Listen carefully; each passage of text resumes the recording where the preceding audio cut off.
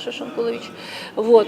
Еще раз хочу отметить, что если фракция там утвердит, не утвердит, это уже не имеет значения, потому что, ну, во-первых, в следующие выборы партия будет готовиться к выборам, эти люди уже не пойдут, конечно, в рядах социал-демократов.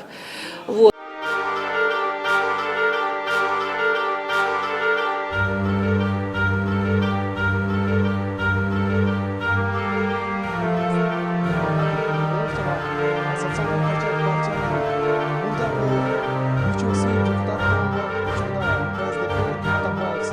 Бийликти алыш оңой политология боюнча.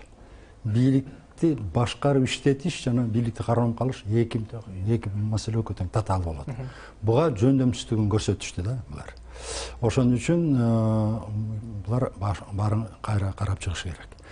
Улам бирин чыккынчы деп четинен чыгара бергенден партиянын авторитети жогорулабайт, тескерисинче партиянын авторитети түшүп атат.